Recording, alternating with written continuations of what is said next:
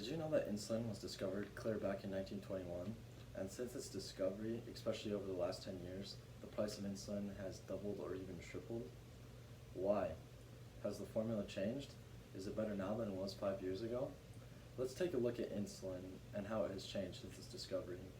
In the article Way Back When, Insulin Was Cheap, and Then It Wasn't, I found the following information. Back in 1921, two men by the name of Dr. Frederick Banning and Charles Best had their names attached to the patent of insulin. For this life-saving discovery, they were rewarded with $3 in Canadian money, and in today's world, that is $14. Such a small amount for such a great discovery, right? They were such great men that they agreed to have Lilly, an insulin company, make it, and they would receive no compensation as royalties, and they could change the formula as needed in the future. In 1941, that same company, Lilly, along with another company, were charged with charging people too much for this life-saving medicine. Now, if you don't know a type 1 diabetic, they need this insulin to survive. Their bodies do not produce insulin on its own, so when they eat sugar, they take the insulin and it breaks down the sugar, stopping it from getting high blood sugar. If the high blood sugar keeps on happening, the insulin doesn't get put into their bodies and break down the sugar, they can get something called diabetic ketoacidosis, also known as DKA. This disease, DKA, can lead to a coma and death, which is very scary.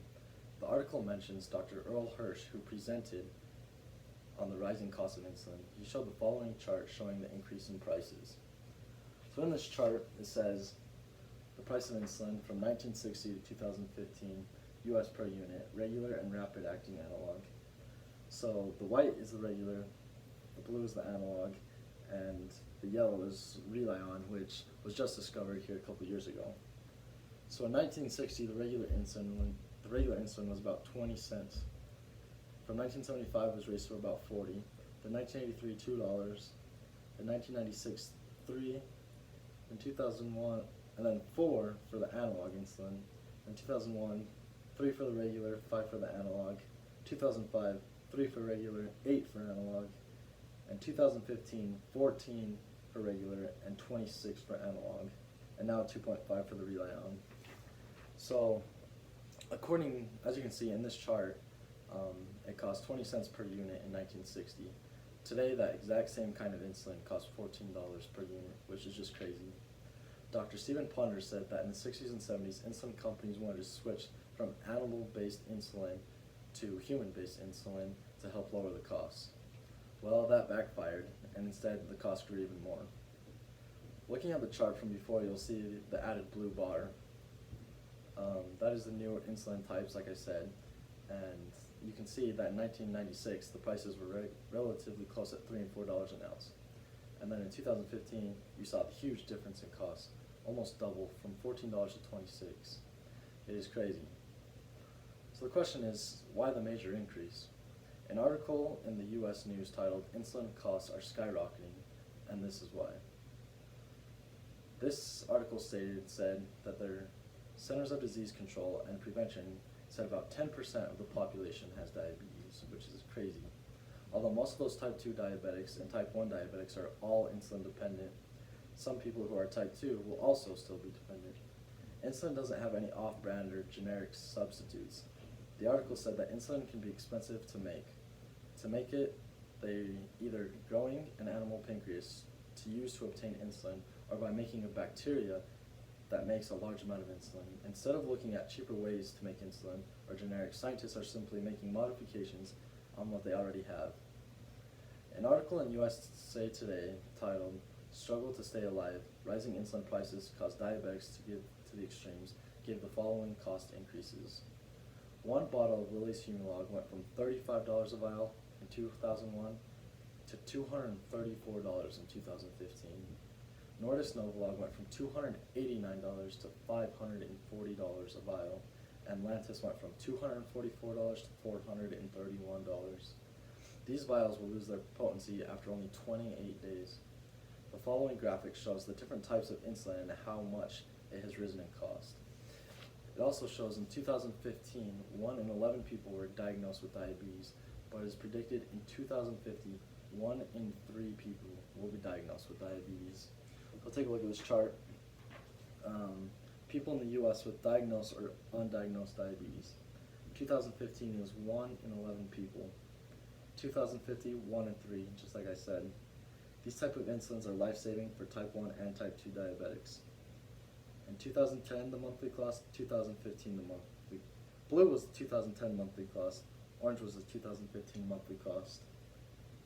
Javia was up 93%, Humalog up 127%, Novolin up 167%, Levemir up 189%, Lantus up 189%, Similin-Pen 60 up 252%, and Humulin up 325%. These costs are just outrageous, and it is honestly sad to see. With the cost of insulin so high, people are going to extreme measures because they can't afford the medicines. For example, they will lower the amount of insulin that they take just so that they can have the insulin. Some people are even skipping doses or going without it because they can't afford the price. Living with a high blood sugar has so many negative effects on your body, such as losing your eyesight, blindness. Over time, high blood sugars will even cause the blood vessels to burst and cause blindness, like I said. High blood sugars also will wreak havoc on a person's kidneys, causing damage or eventually failure. It will cause people to go on dialysis. It causes your feet to go numb and lose all kind of feeling. This causes sores and infections. So even rationing and taking some insulin has a huge effect on other people. People are also dying because of the price of this life-saving medicine. The article said that Kasia Lipska, who is an endocrinologist at the Yale Diabetes Center, took a poll among their patients. 25% said that they couldn't afford their insulin, so they didn't take what they should, or didn't take it at all. This is happening all over the United States. People are dying because they can't afford their medicine. Alec Holt from Minnesota was found in his apartment having passed away. He was alone, and it was 3 days before his payday. His insulin pen was empty. Jessamiah Radcliffe, also from Minnesota, was also rationing his insulin. He ended up dying. The amount of people dying is on the rise. Just today on a type 1 diabetes Facebook page, a lady was asking for insulin because she couldn't afford it. People are headed to Canada and Mexico to avoid the high costs of it in the United States. I've heard about a pharmacy in Canada that will even ship insulin right to your door here in the United States. It is crazy to think that people have to look to another country to get these life-saving medicines. So as you can see, insulin is an important part of society today because 1 in 10 people are suffering from diabetes. Insulin has been around nearly 100 years. The manufacturer of the medicine hasn't changed it all that much, only the price. Of course we expect the price to increase over time, but not to the point of being out of reach for many people. Insulin keeps me alive. Insulin keeps my brothers and my friends alive. Insulin needs to be more affordable.